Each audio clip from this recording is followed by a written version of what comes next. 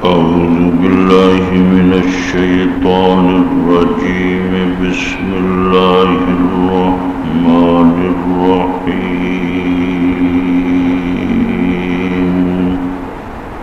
ولقد أرسلنا إلى أمم من قبلك فأخذناهم بالبأساء والضراء لعلهم يتضرعون.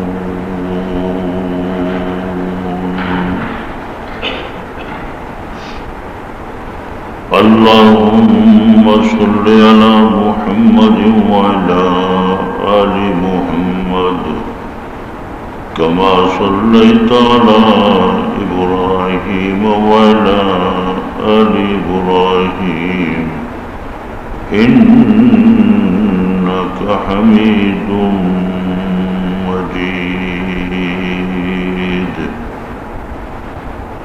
اللهم بارك على محمد وعلى آل محمد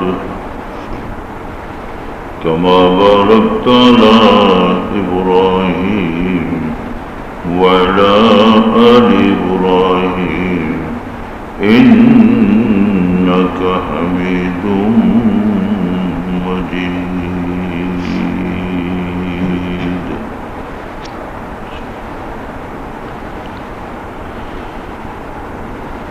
قابل صد احترام دوستو،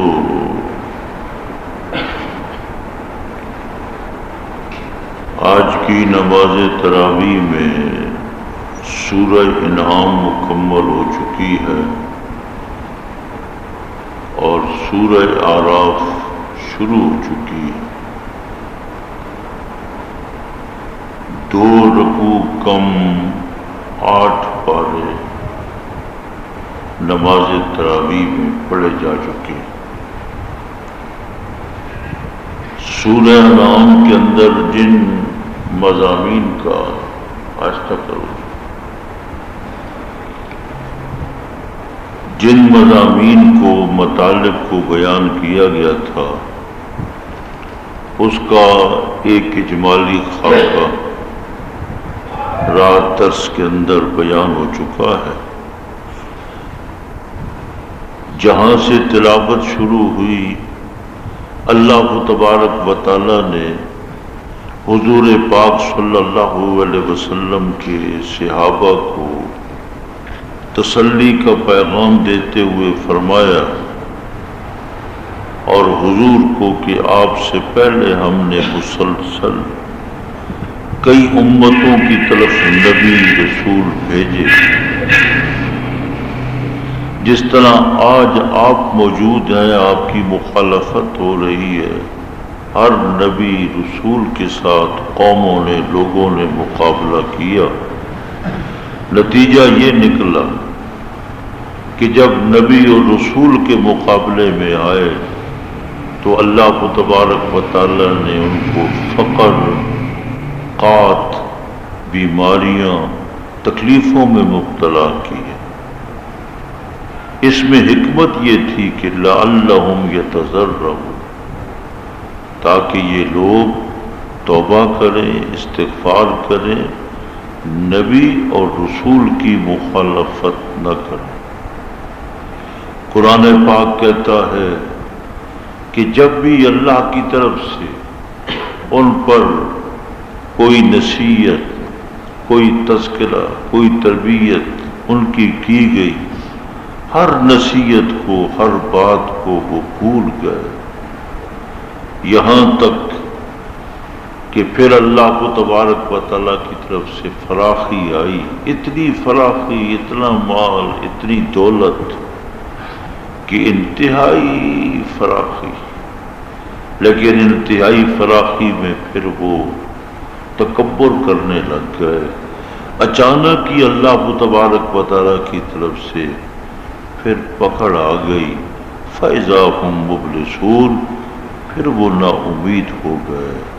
اس لیے فرمایا، حکمت بیان کی مسئلہ نبوت و رسالت کا ذکر کرتے ہوئے کہ وما نرسل المرسلین الا مبشرین و منذرین، نبی و رسول بشارت دینے کے لیے، ڈرانے کے لیے مسلسل تشریف لاتے رہے۔ اے میرے پیغمبر، اے میرے حبیب لبیب صلی اللہ علیہ وسلم، آپ بھی ان کو ڈرائیں۔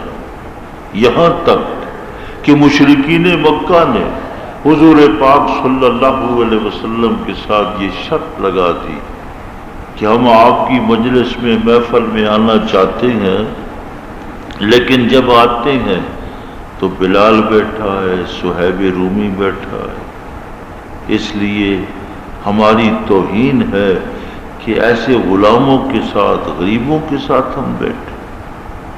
حضور پاک صلی اللہ علیہ وسلم اپنے طور پر، اجتہادی طور پر تیار ہو گئے کہ اگر یہ بڑے لوگ ہیں اور ان کے ماننے والے، ان کے متعلقین اگر یہ اسلام قبول کر لیں گے تو اسلام کو غلبہ اور فتوحات حاصل ہوں گی۔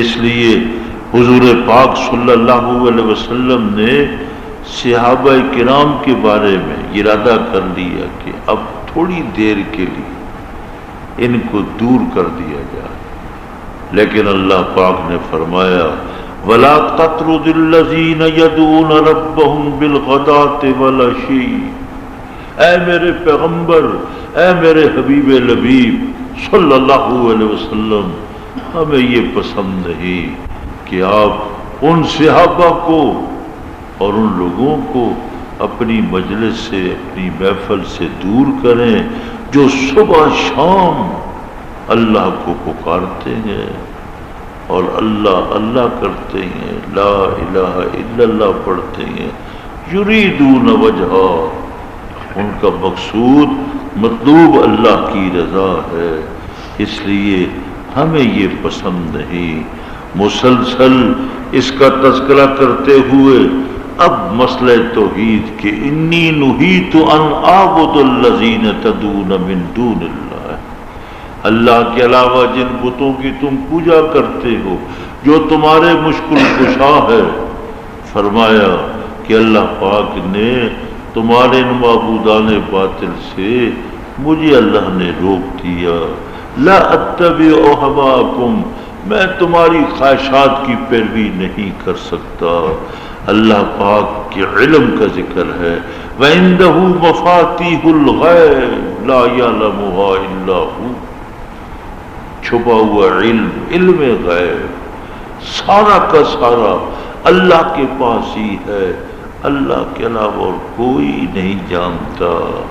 وَيَعْلَمُ مَا فِي الْبَرِّ وَالْبَحْرِ، خشکیوں میں کیا ہے، سمندروں کے اندر گہرائیوں میں کیا ہے، اللہ کو پتا ہے۔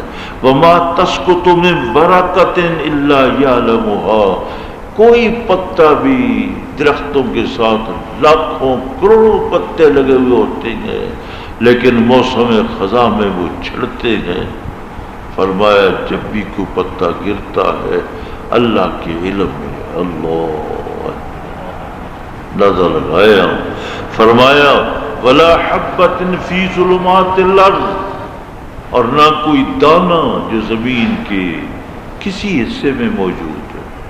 تو کھیتی باڑی پوری دنیا میں ہو رہی ہے، تو ہم بیج اٹھا کر بوریاں کی بوریاں، چھٹیں کی چھٹیں اٹھا کر ہم کیا کرتے ہیں، کھیتوں میں مربوں میں ڈال دیتے ہیں، اللہ کے علم میں ہے کہ کہاں دانا ہے، تو اللہ کے علم ہے، تبھی تو اس دانے کو اللہ پھر زمین کو متحرک کرتا ہے۔ زمینیں اپنی قوت، اپنی صلاحیت، اپنی استعداد، اپنا وتر، تو زمین کا وتر پانی متوجہ ہوتا ہے، متوجہ ہوتے ہی پھر اس دانے کے اندر فطرتی طور پر ایک درخت موجود ہے۔ دیکھو نا، گندم کو پانی میں ڈال دیں تو 2 گھنٹے کے بعد آپ دیکھیں گے ہر دانے کے اندر ایک سبزہ نظر آئے گا۔ یہ فطرتی درخت ہے، جس میں وہ سبزہ ہے وہ بیج ہے، جس میں وہ سبزہ نہیں وہ بیج کے قابل نہیں، اس کا آٹا ہی بنے گا۔ اس لیے اللہ پاک نے دانوں پہ بھی دو قسمیں، ایک وہ دانے جو بیج بن جاتے ہیں اور ایک وہ دانہ ہے جو ہماری غذا بن جاتا ہے، جانوروں کی غذا بن جاتا ہے۔ فرمایا ولا رطب ولا یابس، کوئی مرطوب اور کوئی خشک چیز الا فی کتاب مبین، اللہ کے علم میں موجود ہے۔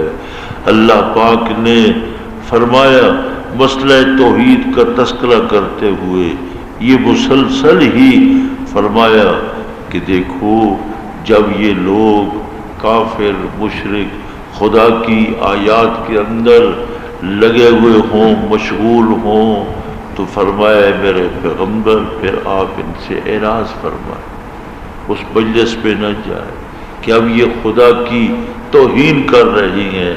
فرمایا وما علی الذین یتقون من حساب من شیء، فرمایا کہ جو لوگ متقی ہیں ان کے ساتھ ان کا معاملہ کوئی متعلق نہیں ہے۔ فرمایا یہ دنیا کے اندر لگے ہوئے ہیں اور دنیا میں یہ محو ہے۔ فرمایا اللہ نے قیامت کا ذکر فرما دیا، یوم ینفخ فی الصور لہ الملک، اسی کی بادشاہی ہے جب قیامت کے دن اللہ سور پھونکے گا۔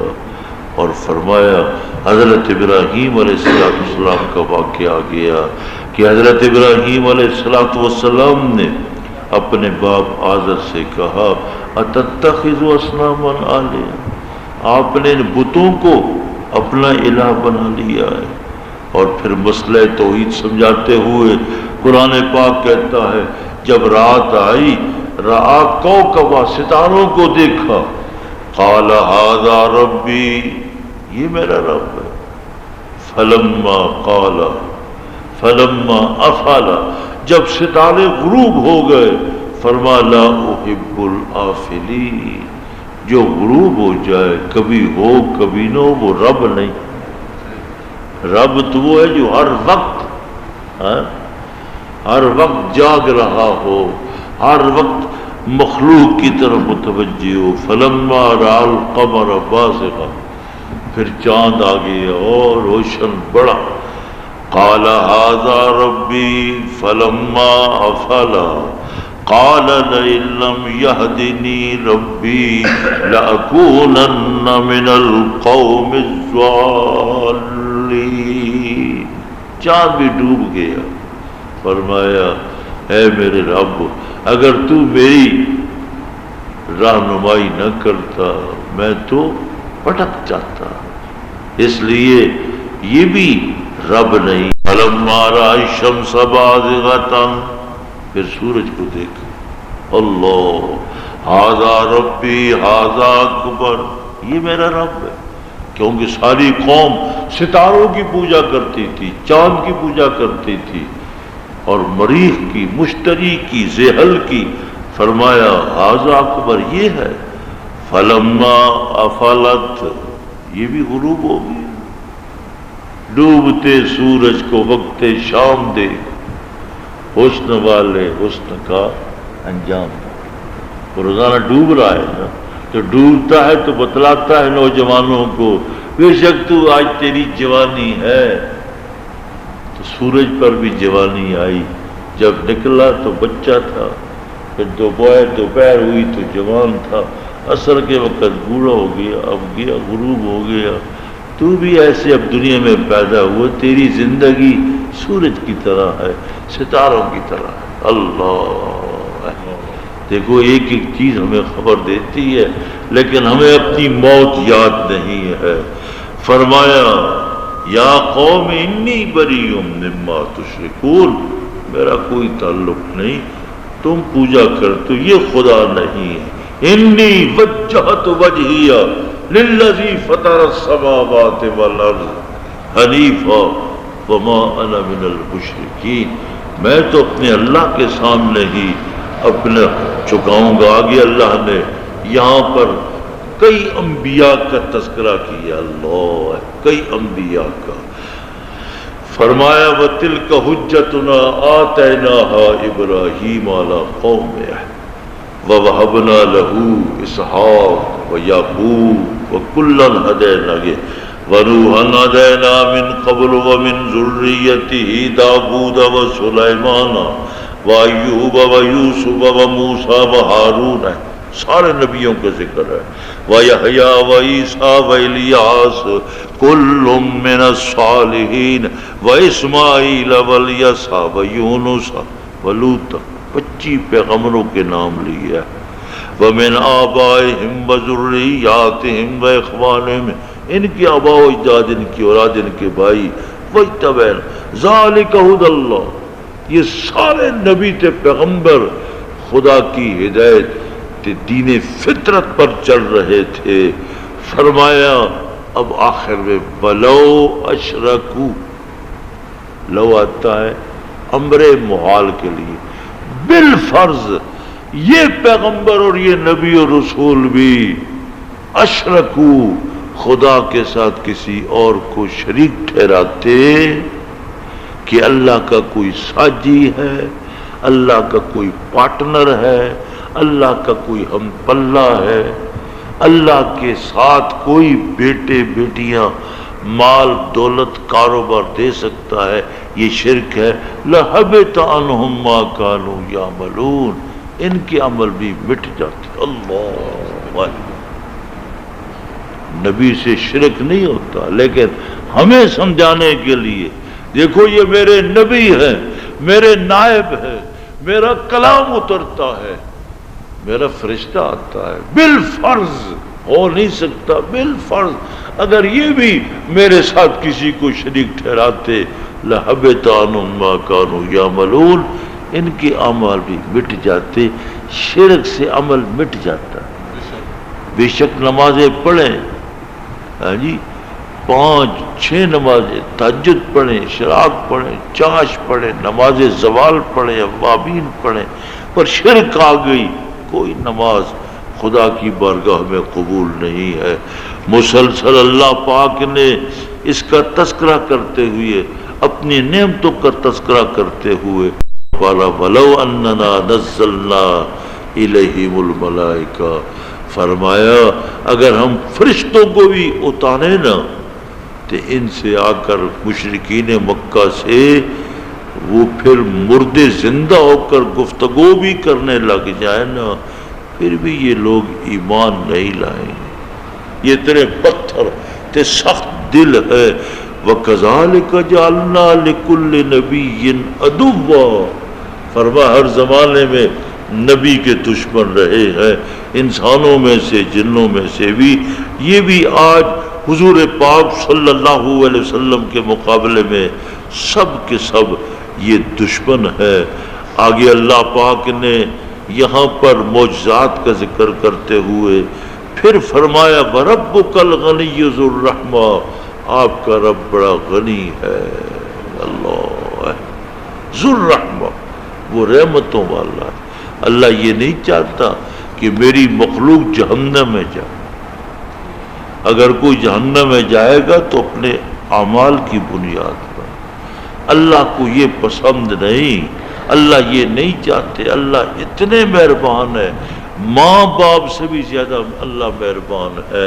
اس لیے فرمایا ذو الرحمہ ان یشاء یذہبکم، وہ چاہے تم سب کو لے جائے. وَيَسْتَخْلِفْ مِن بَعْدِكُم مَّا يَشَاءُ، اور تمہارے بعد کسی اور قوم کو پیدا کرتے. اللہ اسی طرح آگے اللہ پاک نے ذکر فرمایا کہ اللہ کی شان تے اللہ کی توحید دیکھنی ہے تو ان درختوں کو، ان بوٹیوں کو دیکھو. وَهُوَ الَّذِي أَنشَأَ جَنَّاتٍ مَّعْرُوشَاتٍ. اللہ نے ایسے باغات جو زمین پہ بیلدار، تو کچھ درخت ایسے ہیں جیسے انگور ہے، سبزیاں جتنی بھی ہیں ساری بیلدار ہوتی ہیں. اب کدو ہے، کریلا ہے، یہ سب بیلدار ہے. فرمایا کچھ ایسے درخت ہیں جو کہ غیر امور تنے پر کھڑے ہوئے ہیں. والنخل والزرع، کھیتی مختلف اکل. تو دیکھو ہے تو کھجور ہی، لیکن کھجور میں فرق ہے. اللہ ہاں جی، سیب میں فرق ہے، آم میں فرق ہے. تو ہر چیز کا ذائقہ الگ، والزیتون والرمان انار آ گئے، متشابہن وغیر متشابہ، ایک جیسے ہو یا ایک جیسے نہ ہو، ہر ایک اپنا۔ کلوا من ثمرہ اذا اثمر، فرمایا جب پھل ملے تو خوب کھاؤ پیو، لیکن وآتوا حقہ یوم حصادہ، عشر کی بات آ گئی کہ اب تمہاری زمین، تمہارا باغ پھل پک گیا، اب اس پہ سے عشر بھی نکالو اور مصارف تک پہنچاؤ۔